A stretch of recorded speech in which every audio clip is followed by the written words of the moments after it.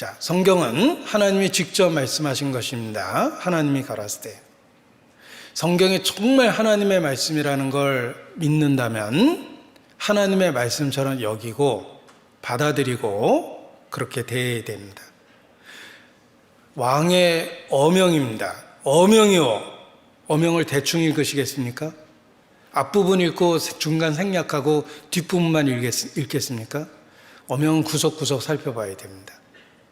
하물며 만왕의 왕 창조주 하나님이 가라사대 너희는 여호와의 책을 자세히 읽어보라.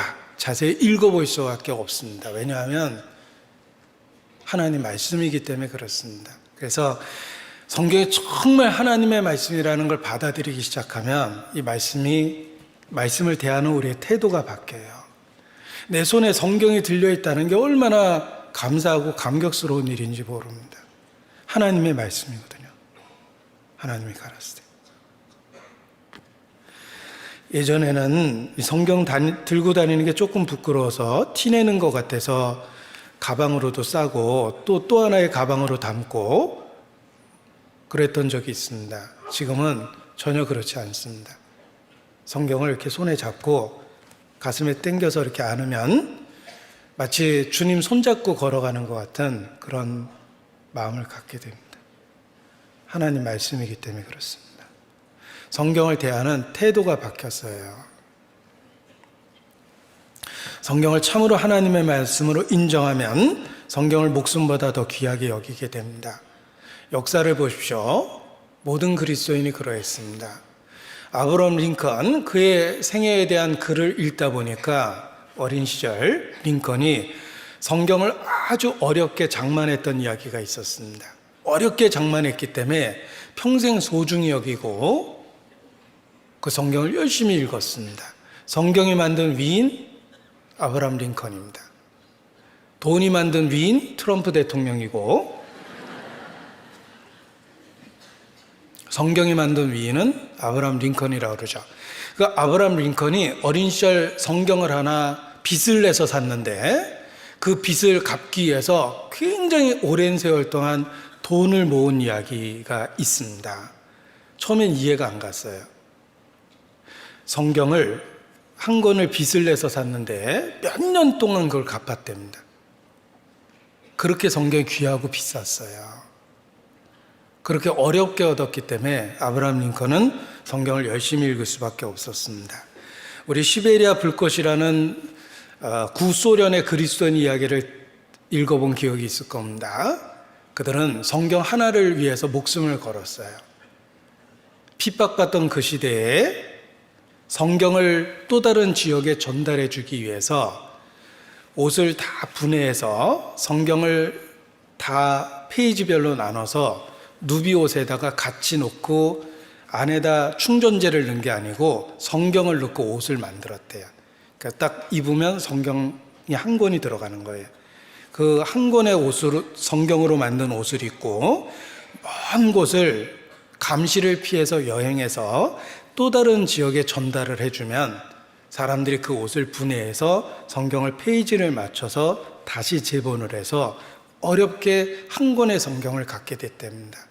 그 한 권의 성경이 그 지역에 있는 모든 그리스도인에게 핍박 속에서도 위로가 됐다라는 내용도 시베리아 불꽃에서 읽어본 적이 있습니다.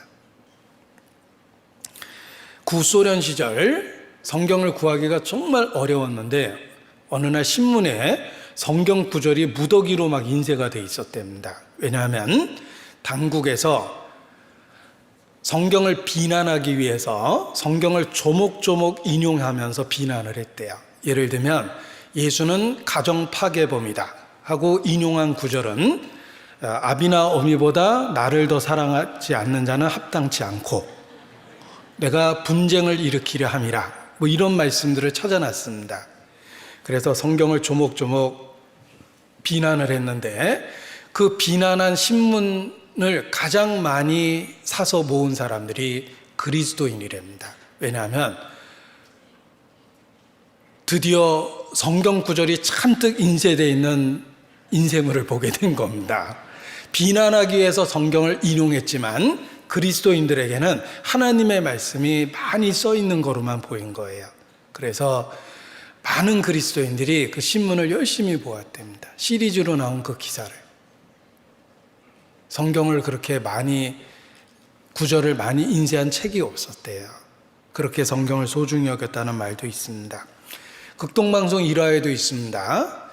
극동방송 오래전에 방송 들으신 분은 알 겁니다. 새벽에 방송을 탁 들으면 성경을 그냥 읽어주는 프로그램이 있었어요. 지금은 이렇게 녹음해서 카세트도 있고 이렇게 컴퓨터 파일도 있고 그러는데 그 시대에는 방송으로 그냥 읽어줬습니다. 이런 방송 듣는 사람도 있나라고 생각했는데 어느 날 극동방송에 편지가 왔습니다. 외국의 한 동포가 어렵게 극동방송을 늘 듣고 성경을 구하기 어려웠던 그 곳에서 그 방송으로 성경을 받아 적었답니다. 그런데 어느 날 수신이 잘 안 돼서 그날 방송분을 듣지 못해서 성경을 받아 적었는데 그 부분이 빠져 있다고 제발 다시 한번 방송해 달라고 편지가 왔습니다. 그 편지의 사연을 읽고 아나운서가 감격스럽게 그 구절을 다시 읽었습니다. 그리고 며칠 뒤 다시 편지가 왔는데 드디어 완전한 성경을 갖게 되었다고 고맙다는 편지가 왔습니다. 이것도 극동방송 1화에 있는 거예요. 성경을 소중히 여기는 많은 분들이 그 성경을 구하기 위해서 어려웠던 그 경험을 갖고 있습니다.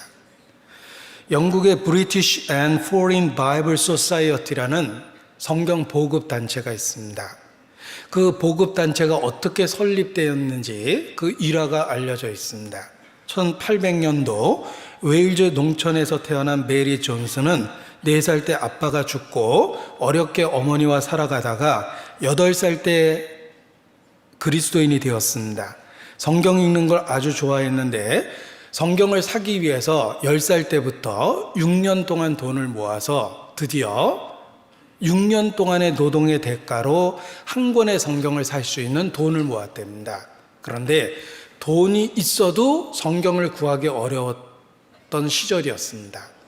수소문 끝에 40km 떨어져 있는 곳에 토마스 찰스 목사가 성경을 팔고 있다는 이야기를 들었어요.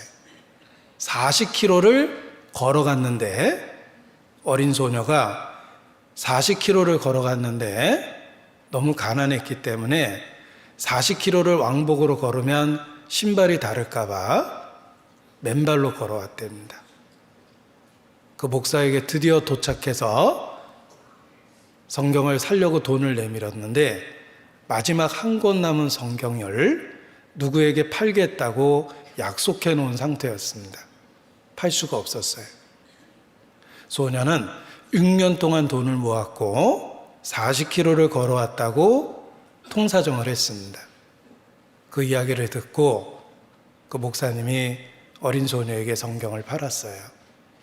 그리고 그 이야기가 널리 알려졌습니다. 메리 존스 16살 40km를 성경을 사러 걸어왔고 6년 동안 돈을 모았다. 다시는 이렇게 어렵게 성경을 구하지 않고 쉽게 성경을 구할 수 있게 해야 되겠다라고 사람들이 뜻을 모아서 만든 단체가 바로 British and Foreign Bible Society, 영국 및 해외 성서공회라는 그 협회입니다. 그래서 성경을 널리 보급하게 됐습니다. 성경을 하나님의 말씀으로 받아들인 많은 사람들은 그 어려웠던 시절에도 그 어렵게라도 성경을 구했다는 것입니다. 그런데 우리 시대에는 쉽게 성경을 구할 수 있습니다. 다양하게 여러 모양으로 인쇄되어 있는 성경을 구할 수 있습니다. 그런데 이 풍요로운 이 시절에 우리가 성경을 멀리하고 가까이 하지 않는다면 얼마나 슬픈 이야기입니까? 하나님이 가라사대 성경은 하나님의 말씀입니다. 그 이유 하나만으로도 우리가 소중히 여기고 가까이 대할 완전한 이유가 있다는 것입니다.